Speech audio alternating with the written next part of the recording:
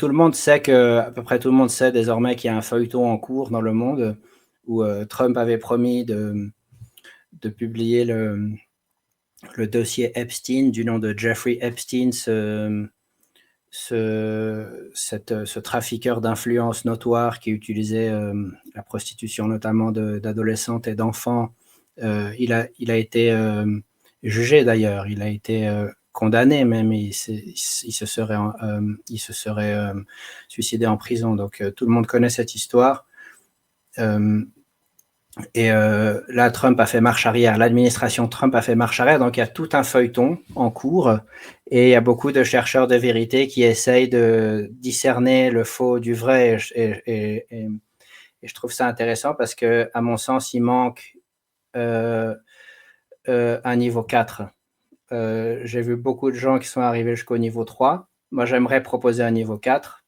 Simplement pour créer un débat, d'abord poser des questions et demander pourquoi personne ne les pose, et encore moins cherche à y répondre. Mais commençons par le niveau 0 sur ce feuilleton. Donc je ne vais pas résumer le feuilleton dans son ensemble, tout le monde en a déjà entendu parler, mais je vais découper la recherche de vérité dans ce domaine en 5 niveaux. Donc au niveau 0, il s'agit de dire qu'il n'existe pas de véritable dossier Epstein. D'ailleurs, je vais lire un peu, tu m'excuses, parce que c'est plus facile pour moi pour condenser le propos, mais ça ne m'empêche pas de m'interrompre et de donner des explications, répondre à des questions. Et je vais lire un peu pour ça. Ça permet de parler de façon plus concise. Donc, niveau 0. Et ça montre aussi que tu as préparé en amont notre échange. Je te remercie pour ce travail. Alors, niveau 0 du feuilleton Trump-Epstein. Il n'existe pas de véritable dossier Epstein ni de véritable preuve contre qui que ce soit. La seule chose que ces 300 gigabytes contiennent sont des rumeurs et des allégations invérifiables et de la pornographie infantile dont les auteurs ou les participants adultes sont inconnus et impossibles à connaître et qu'on ne peut de toute façon pas publier. Donc 300 gigabytes parce que ça a été admis que le dossier Epstein, c'est 300 gigabytes. C'est dans le dernier mémo du département de la justice, du FBI, publié par le département de la justice, ils ont dit il y a 300 gigabytes, mais il n'y a rien dedans, il n'y a pas de preuves, il n'y a pas de liste, il n'y a pas de liste de clients, etc. Donc à ce niveau 0, Epstein n'a jamais fait chanter personne et s'est bel et bien suicidé dans sa cellule de prison. Et la polémique actuelle est un complot ourdi par Obama pour faire tomber la vertueuse administration Trump. Donc ce niveau 0, c'est ce que l'administration Trump affirme en ce moment. Et c'est intéressant parce que pour une fois, les médias de masse, et en particulier les médias de masse soi-disant à gauche, donc les plus mainstream en ce moment, ne sont pas au niveau 0. Maintenant, ils sont devenus complotistes. Et ça, je trouve ça hilarant. Alors que jusqu'ici, c'était souvent les médias de masse au niveau 0 et puis Trump au niveau 1 ou au niveau 0,5. Et donc, ça, c'est le niveau 0. C'est régurgiter ce que le pouvoir il dit. Normalement, le niveau 0, c'est ça. C'est régurgiter ce que le pouvoir il dit en ce moment. Le pouvoir il dit ça. Il n'y a pas de liste de clients. Maxwell, elle est en prison, mais bon, pour trafic d'êtres humains, proxénétisme, mais il n'y a pas eu de clients, il n'y a pas de liste, etc. Donc ça, c'est le niveau 0. Et puis, c'est Obama, c'est la gauche, c'est la même chose que le canular russe, etc. Ça, c'est le niveau 0. Je ne vais pas m'attarder dessus. Niveau 1, c'est il y a bien une liste de clients Epstein et beaucoup de politiciens américains, surtout démocrates et de stars de Hollywood y figurent. Trump, par contre, est tout à fait innocent et n'a jamais touché, ne serait-ce qu'un seul cheveu d'une victime de Epstein. En revanche, il est l'auteur d'un plan génial qui consiste à faire croire aux démocrates qu'il est contre la publication du dossier Epstein parce qu'il a compris que c'est la seule façon d'empêcher une obstruction de leur part, comme lorsqu'ils ont assassiné Epstein pour empêcher les divulgations. Et donc, Trump joue à une partie d'échecs en 3 dimensions. Il se sert de la psychologie inversée, il se sait innocent, et son objectif est de faire croire le contraire de façon à divulguer la vérité. Donc ça, c'est le niveau QAnon. QAnon, ça a toujours été à peu près au niveau 1. Ce qui est intéressant, c'est que le niveau QAnon, on parle d'un Great Awakening, un grand éveil, et qui a une dimension eschatologique, New Age là-dedans. J'ai déjà eu l'occasion d'en parler, mais je trouve ça amusant. Et dans le niveau 1, on reconnaît qu'il y a bien une liste de clients Et on reconnaît que on pense que Epstein a été assassiné. Donc, ça, c'est le niveau 1. En revanche, Trump est blanc comme neige, tout à fait innocent. Et puis, c'est ce truc du 3D chess, de l'échec en 3 dimensions. C'est un génie qui imagine toutes sortes de stratagèmes pour permettre à la fin à la vérité d'émerger, à la lumière de se répandre. Ça, c'est niveau 1. C'est déjà mieux que le niveau 0, je dirais, parce qu'au moins on reconnaît qu'il y a une sorte de réseau de chantage et que la pédocriminalité est utilisée à cette fin. Ensuite, niveau 2. Donc, niveau 2, il y a bien une liste de clients Epstein et beaucoup de politiciens américains, cette fois-ci aussi bien républicains que démocrates, et de stars de Hollywood y figurent. Trump figure de façon anecdotique dans le dossier Epstein, mais il a cessé ses contacts avec Jeffrey Epstein bien avant son premier procès, et n'est donc pas coupable comme les autres. Jeffrey Epstein s'est fait assassiner en prison pour empêcher des divulgations. Donc là aussi, il y a un dossier Epstein, il y a des clients, il s'est fait assassiner en prison. Et bon, ok, Trump est dans le dossier, mais en fait, c'est presque par erreur parce que il a vu venir et puis il a été dégoûté par ce qu'il a découvert ou je ne sais quoi, mais dans les années 90, il aurait cessé tout contact avec Jeffrey Epstein. Par contre, dans ce niveau 2, ça c'est intéressant. Et je vois beaucoup ça sur Reddit en ce moment, dans les cercles trumpistes. Les cercles trumpistes sont passés au-delà du QAnon, dans une large mesure, ce qui est bien. Donc, dans le niveau 2, c'est Trump en ce moment est victime d'un complot ourdi par J.D. Vance, donc le vice-président, Elon Musk, Peter Thiel et Curtis Yarvin, et leurs acolytes partisans du projet technofasciste nietzschéen et accélérationniste de Dark Enlightenment. Donc ça, je vois ça beaucoup en ce moment, c'est très intéressant parce que il y a eu la réunion entre Rupert Murdoch, le propriétaire du Wall Street Journal, qui est le journal qui justement en ce moment accuse Trump le plus et jette de l'huile sur le feu, et J.D. Vance, le vice-président. Et donc c'est dans son camp, dans son propre camp, c'est son propre vice-président qui cherche à le renverser. Ces gens-là, J.D. Vance, Peter Thiel, Peter Thiel, le nom c'est intéressant, c'est un anagramme de The Reptile, le reptile. Mais Peter Thiel, c'est le fondateur de Palantir, cofondateur de PayPal. C'est lui qui a financé la campagne électorale sénatoriale de J.D. Vance. C'est sous sa recommandation que Trump a pris J.D. Vance comme vice-président, tout ça on le sait. Et donc là, c'est de dire, voilà, Elon Musk, qui est d'ailleurs le premier à avoir accusé Trump publiquement dernièrement, ou de façon notoire à figurer dans le dossier Epstein, c'est Elon Musk et Peter Thiel et Curtis Yarvin. Si vous ne connaissez pas ce personnage, Curtis Yarvin, Curtis C-U-R-T-I-S, Yarvin Y-A-R-V-I-N, allez voir, c'est intéressant, ce sont des idées vraiment techno-fascistes, nietzschéennes, accélérationnistes, c'est ce qu'on appelle le Dark Enlightenment, c'est très intéressant, c'est un volet de l'idéologie de gens qui sont autour de Trump avec lequel il est intéressant de se familiariser.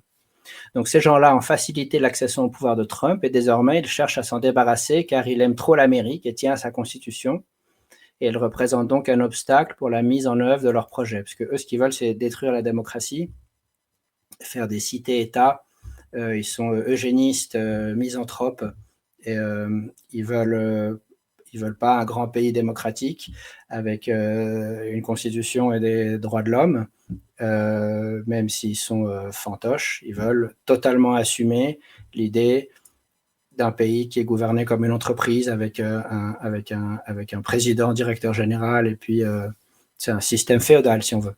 Et ouvertement, Curtis Yarvin, c'est ce qu'il préconise. Et Curtis Yarvin est proche de Peter Thiel, qui a financé J.D. Vance.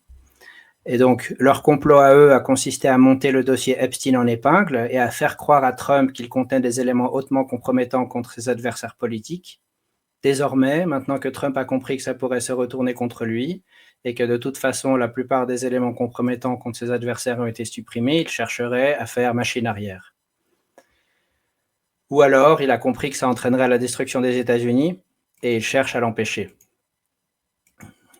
Donc, c'est le niveau 2. C'est ça, Trump, il veut bien faire. Effectivement, il avait l'intention de publier le dossier Epstein. Niveau 2, comme dans le niveau 1, il y a un dossier Epstein, il y a des clients, on a la liste, et Epstein s'est bien fait assassiner, mais Trump est toujours vertueux là, parce que là, il est victime d'un complot dans son propre camp.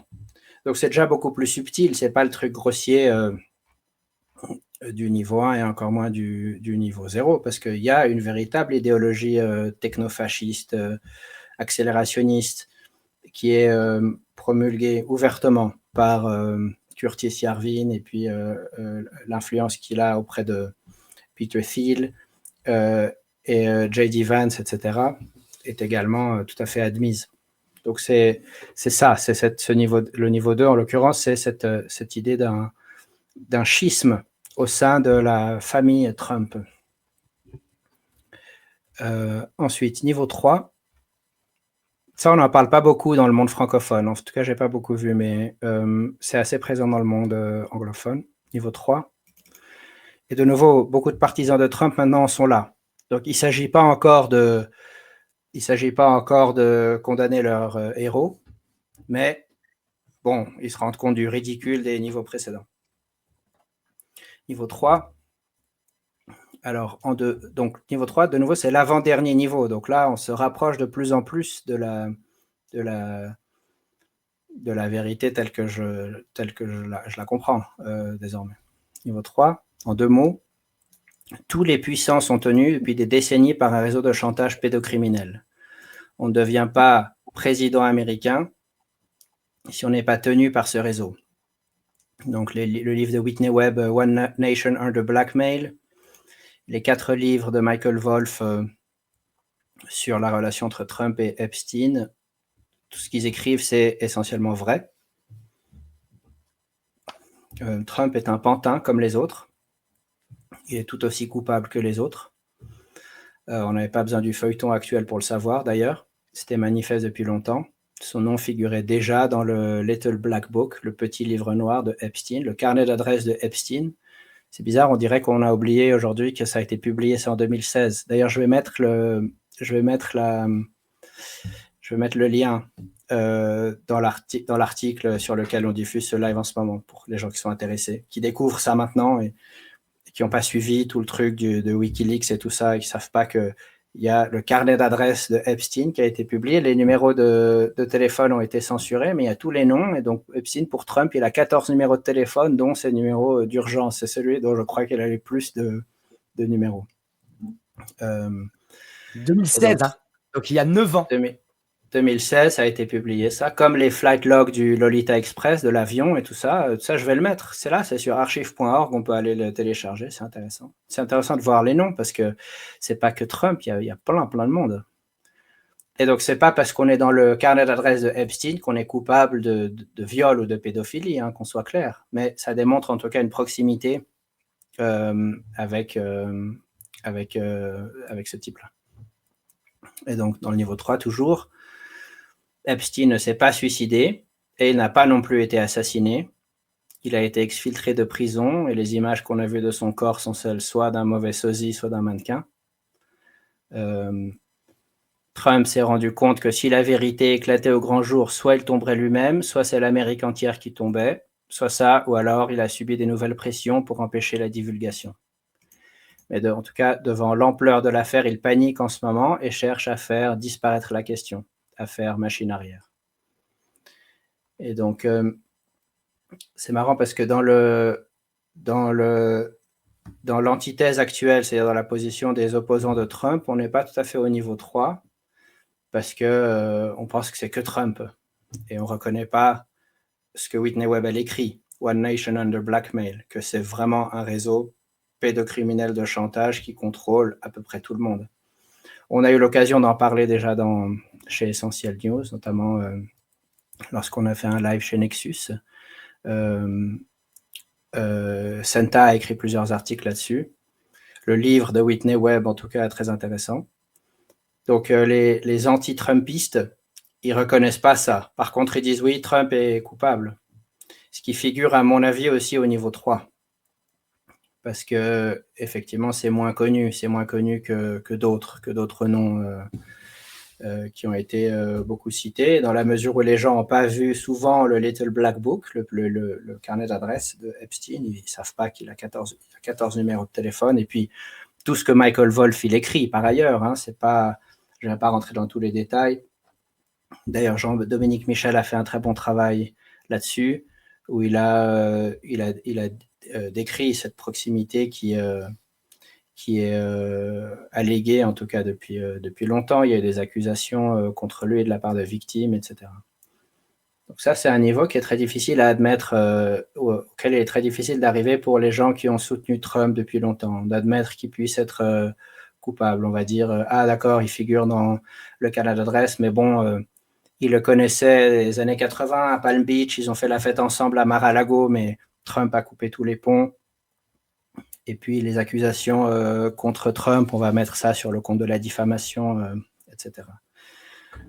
Donc voilà, mais niveau 3, c'est dire c'est tous des pantins. On n'est pas président américain si on n'est pas tenu par le même réseau de chantage. Donc Trump est coupable, comme les autres. Évidemment, au niveau 3, il y a une liste de clients. Par contre, là, c'est plus Epstein s'est suicidé, il n'est pas mort. Et du coup, pourquoi est-ce que maintenant il y a ce feuilleton? C'est que soit Trump subit des nouvelles pressions, les pressions pour ne pas le faire sortir, soit il a peur lui-même et s'est rendu compte de certains éléments dont il n'avait pas conscience avant qui le feraient tomber à lui, ou alors carrément ça fait tomber l'Amérique et puis il panique, il est désespéré. Donc ça, c'est le niveau 3. Voilà. Je dois reconnaître que j'ai eu un peu de mal à classer les niveaux parce que c'est un peu arbitraire. La raison pour laquelle celui-là, je le mets en 3, c'est parce que je mets là-dedans qu'il ne s'est pas suicidé.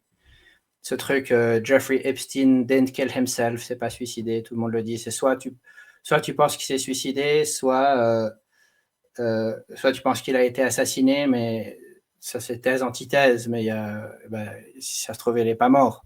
Et ça c'est plus rare, et donc c'est pour ça que j'ai mis ça là-dedans, c'est pour ça que j'ai mis ça en niveau 3. Et puis, il y a aussi la compréhension de Whitney Webb qui est là-dedans. Il y a la compréhension que Trump, c'est comme tous les autres politiciens, que c'est l'antithèse, qui aussi relève d'un niveau supérieur, à mon avis, que de croire que l'aile droite et l'aile gauche de l'oiseau, ça appartient pas au même oiseau. Donc, c'est pour ça que j'ai mis ça au niveau 3. Mais le plus intéressant, c'est le niveau 4.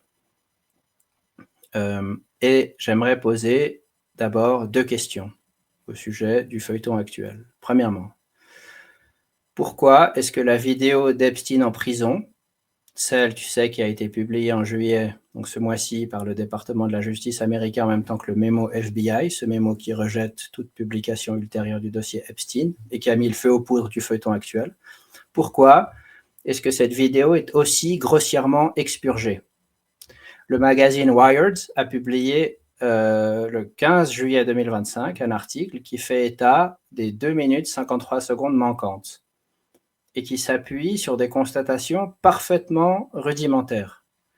Et donc, c'est des métadonnées. En gros, dans les fichiers vidéo, tu as des métadonnées qui démontrent que la vidéo est passée par un programme d'édition et qu'il y a au moins 2 minutes 53 qui manquent. Et donc, Wired se donne l'air d'un grand journal d'investigation et publie quelque chose qui est tout à fait rudimentaire que n'importe qui avec un minimum de connaissances techniques aurait pu lui-même constater. Et tout le monde fait de l'hyperventilation là-dessus. Ah, ouais, c'est la preuve, regarde, il y a un complot, on nous cache quelque chose. Ouais, mais est-ce qu'on doit penser qu'ils n'ont jamais entendu parler de métadonnées? Est-ce que la théorie de l'incompétence n'est pas vraiment tirée par les cheveux cette fois? C'est comme les passeports magiques du 11 septembre. Oh, regarde, c'est impossible qu'il y ait des passeports qui aient survécu à la pulvérisation complète d'immenses gratte-ciel en acier. Ouais, certes, mais pourquoi est-ce qu'ils nous disent qu'il y a des passeports? Ça ne paraît pas complètement ridicule. Personne n'emploie cet argument-là pour démontrer la véracité du niveau 0 en termes de 11 septembre. C'est presque gênant comme truc. Et ça, cette vidéo-là, de brandir cette vidéo-là en nous montrant « Regarde, on nous cache quelque chose », Mais est-ce que je dois sincèrement croire qu'ils ne peuvent pas faire dans un studio de cinéma une cellule de prison où on donne l'impression qu'il s'est suicidé? Pourquoi un truc aussi grossier? Pourquoi est-ce que c'est à la portée de n'importe qui de vérifier que ça a été expurgé, ça? Donc ça me paraît, moi, de façon absolument claire, comme ce que j'ai déjà décrit comme étant du revelation of the method, révélation de la méthode. C'est beaucoup trop grossier, c'est comme si on jette un os aux complotistes. C'est comme si on veut qu'on ait des doutes. Et donc, ça, c'est la première question. Pourquoi est-ce que cette vidéo-là a été si grossièrement expurgée? Pourquoi ça n'a pas été mieux fait? Est-ce que je dois vraiment croire que c'est de l'incompétence ou est-ce qu'il y a autre chose? Et si c'était fait exprès, précisément pour susciter des doutes et alimenter les théories du complot, alors pourquoi? Donc, voilà, ça c'est la première question. La deuxième, pourquoi est-ce que implicitement tout le monde fait l'hypothèse que le FBI et le département américain de la justice auraient été incapables de sortir un dossier tronqué? C'est comme s'il y a une sorte d'axiome, c'est que soit le dossier il est authentique et il est complet, soit on le sort pas. Mais je vois pas pourquoi on fait cet axiome-là. Si ce but de Trump c'était de faire tomber ses adversaires politiques, il aurait suffi de prendre les éléments qui conviennent, par exemple ceux qui concernent uniquement ses ennemis politiques, ou enlever ceux qui le concernent à lui, et voilà, et le tour est joué, ou pas. Et donc, c'est comme s'il y a une hypothèse non dite que personne ne remet en question, c'est que s'ils sortent un dossier, c'est la vérité, rien que la vérité, toute la vérité. Eh bien non, c'est pas vrai que... Enfin, c'est pas... Si vous ne pas avoir des scrupules à nous publier un truc qui est partiel. Et est-ce que tous les autres niveaux de compréhension ne s'effondrent pas avec cette seule observation? Et c'est une question simple. Et pourquoi personne ne se la pose? Ensuite, d'ailleurs, j'ai dit 2 questions, il y en a une troisième. Pourquoi, au sujet d'Epstein, est-ce que le suicide est-il si grossier? Les caméras qui ne fonctionnent pas, il n'y a aucune raison de nous dire ça. Pourquoi? Les déclarations contradictoires des gardes, le corps photographique qui ne ressemble pas du tout à Epstein, Ricky Gervais qui plaisante aux Golden Globes en 2020, Jeffrey Epstein didn't kill himself. Jeffrey Epstein ne s'est pas suicidé. Est-ce qu'on n'a pas de nouveau l'impression que tout est fait pour alimenter les théories du complot? Encore une fois. Et donc, je crois que c'est même le même médecin légiste que George Floyd qui a fait l'autopsie sur Epstein. Il y a plein de trucs comme ça. On jette des os aux complotistes. Et au début du Corona Circus, j'avais vu qu'ils accusaient le marché de Wuhan, qui est de l'autre côté de la rue, que le seul biolab niveau 3 chinois. Et je savais que c'est une chauve-souris qui a plongé dans une soupe, et puis c'est de l'autre côté de la rue. Mais non, ça n'a rien à voir avec le truc d'en face. Et forcément que tout le monde dit « Ah, c'est les méchants chinois, le péril jaune, machin », puis maintenant c'est un peu la théorie du complot officiel. Mais moi, ça m'a paru évident d'emblée. J'ai écrit sur Corona Circus, c'était mars 2020. Je dis, mais vous allez voir, ils vont accuser les Chinois, le Biolab, machin. Pourquoi accuser le marché qui est de l'autre côté de la rue pour réinventer n'importe quoi? C'est pas comme si on va pouvoir aller vérifier. Je sais pas, prendre un truc de l'autre bout de la ville ou une autre ville. Mais non, c'est de l'autre côté de la rue. Donc c'est fait exprès. C'est fait exprès, à mon avis. D'ailleurs, c'est logiquement la conclusion à laquelle je suis obligé d'arriver. Et après, on dit aussi plus gros est un mensonge, plus il passe. Ouais, tout à fait. Et donc, pourquoi c'est fait exprès? Ça, c'est encore une autre question. C'est fait exprès, on peut presque l'affirmer, mais pourquoi c'est fait exprès? Là, il y a toute une série d'hypothèses. Ça va de l'incompétence à l'éveil volontaire, en passant par la théorie du karma, que tu dois dire ce que tu fais, sinon tu as des répercussions karmiques, cosmiques, etc. Il y a aussi le big lie. Ce que tu dis, c'est le big lie, c'est que si tu donnes quelque chose d'absurde, de complètement absurde, les gens vont y adhérer d'autant plus, d'autant mieux, parce que ça crée une dissonance cognitive beaucoup plus forte. Et donc, le big lie, le gros mensonge, ça produit une dissonance cognitive et une impuissance apprise. Et ça a été démontré en psychologie. C'est aussi possible que ce soit ça. Mais ça me paraît pas être ça. C'est parce que c'est possible que... Parce que là, il n'y a pas besoin de ça.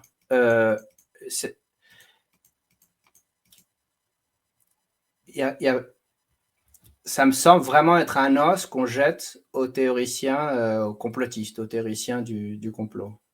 Mais en tout cas, tu as raison, on trouve ce caractère absurde qu'on trouve ailleurs, qu'on trouve avec les passeports magiques du 11 septembre, qu'on trouve avec la balle magique du soi-disant tentative d'assassinat de Trump, où il y a une balle qui a été photographiée en plein vol à 20 images par seconde, par le même photographe que celui qui a photographié Bush le 11 septembre en train de lire iPad Goat.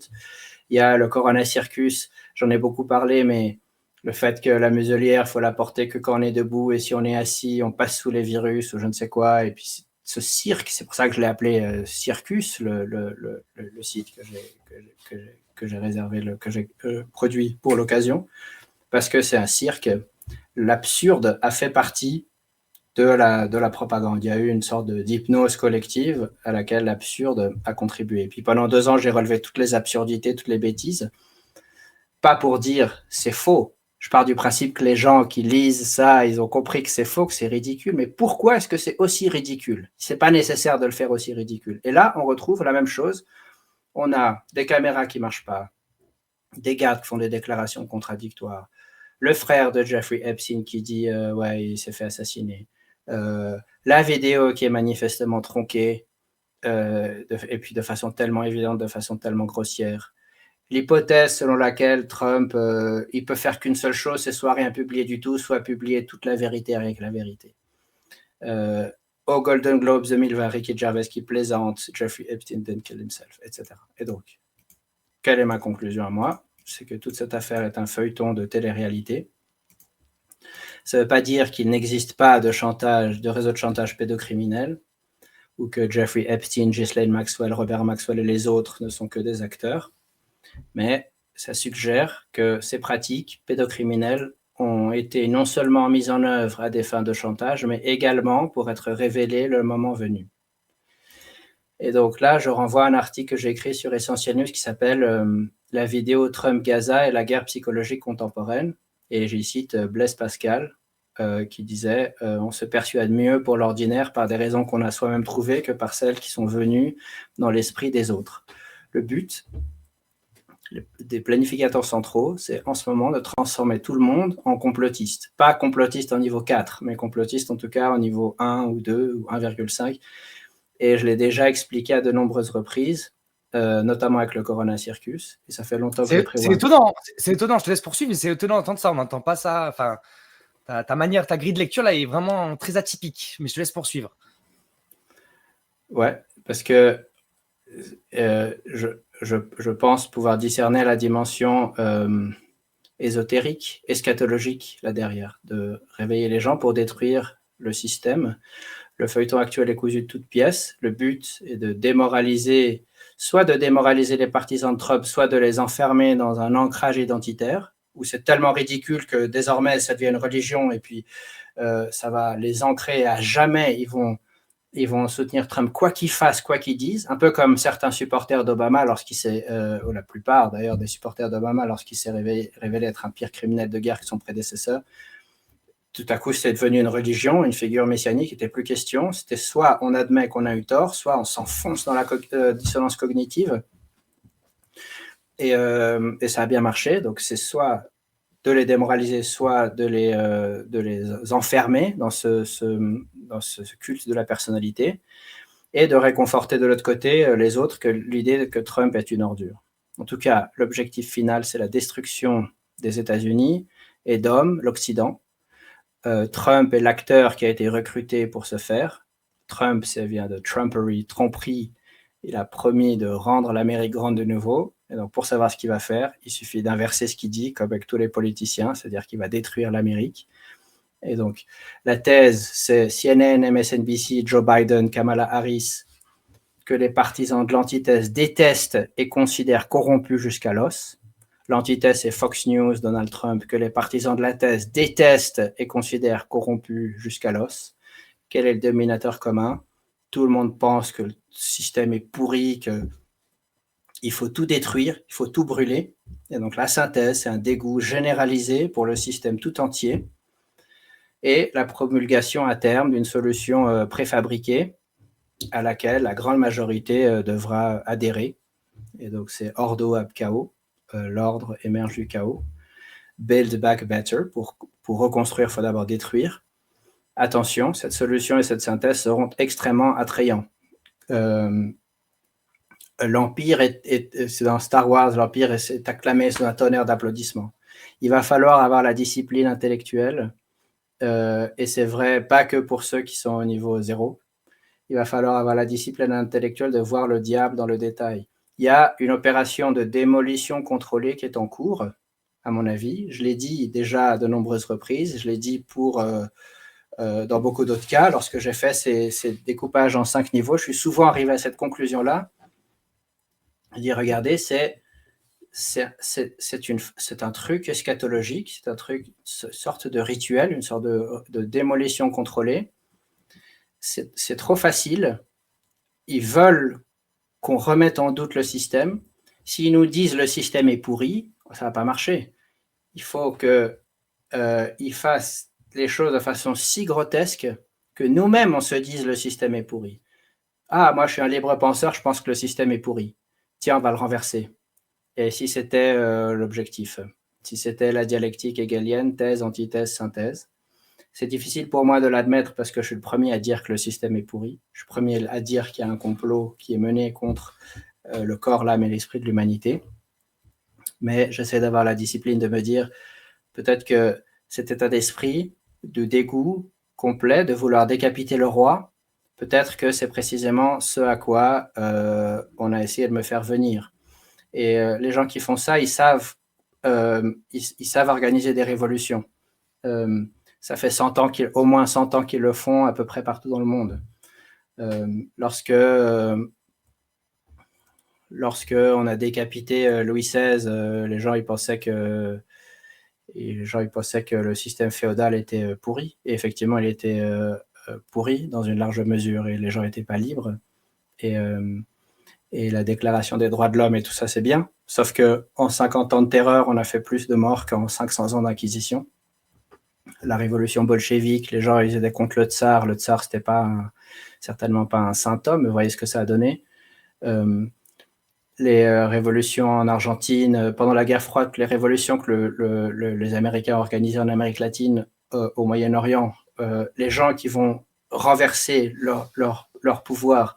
Nous, c'est facile depuis l'Occident de dire « Ah, regardez, c'est facile, c'est la CIA qui a mis Pinochet au pouvoir. » Ah, mais les gens qui sortent dans la rue, qui vont manifester, etc., eux, ils sont pas bêtes, il faut pas les sous-estimer, ils ont de bonnes intentions, ils sont confrontés à un système pourri, et ce qu'on voit pas, c'est qu'il y a eu des années de subversion avant pour produire ce renversement. Et donc là, c'est un exercice subversif. Chaque groupe démographique a ses propres discours, ses propres codes, son propre vocabulaire, ses propres héros, ses propres méchants.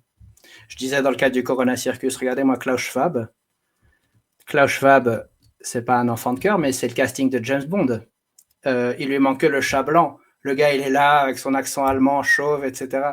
Ils savent quand même l'effet que ça va produire. Moi, j'ai pas l'impression qu'il est là pour me persuader. J'ai l'impression que c'est une blague, que c'est un personnage de dessin animé. J'y crois pas. C'est pas ça. Donc chaque groupe a ses méchants. C'est George Soros, c'est Trump, c'est Klaus Schwab, c'est machin, c'est machin. Et en fait, le dénominateur commun de tout ça, c'est la destruction planifiée et programmée des États-nations, des pays et de l'Occident au sens large. Ils ont besoin de nous pour détruire le système existant parce qu'on n'impose pas un nouveau système sans avoir détruit le système existant. Ils ont besoin de nous pour ça et on va jeter le bébé avec l'eau du bain. On va jeter l'état de droit, on va jeter des choses, même si c'est des reliquats à l'heure actuelle, il en reste peu, des valeurs, des lumières de liberté individuelle, mais voilà, ça c'est mon interprétation au sens large, et en particulier, en l'occurrence, pour ce qui concerne Epstein, j'y crois pas du tout, cette histoire de... Je suis pas là, moi, à faire de l'hyperventilation. Regarde, il manque 2 minutes 53. Ouais, mais bon, tu as regardé dans les métadonnées pour voir ça, donc pourquoi est-ce qu'on t'a donné ça? Pourquoi est-ce que tu as donné cette information-là? Et donc, voilà. Donc, je pose cette question. Je n'impose pas la réponse, mais je pose la question. Pourquoi est-ce que c'est si grossier, la vidéo qui est manifestement expurgée? Pourquoi est-ce qu'ils n'auraient pas été capables de sortir un dossier partiel? Si Trump, il a vraiment peur, je ne sais pas quoi, pourquoi il n'enlève pas son nom et publie un dossier partiel? Et pourquoi est-ce que toute cette histoire de suicide, machin, c'est aussi grossier? Est-ce qu'ils ne peuvent pas faire ça mieux dans un studio de cinéma ou autrement? Voilà. Ça, c'est mes 5 niveaux de vérité sur le feuilleton Trump-Epstein. Donc, je sais que ça va être controversé, mais voilà, c'est ce que je peux faire de mieux.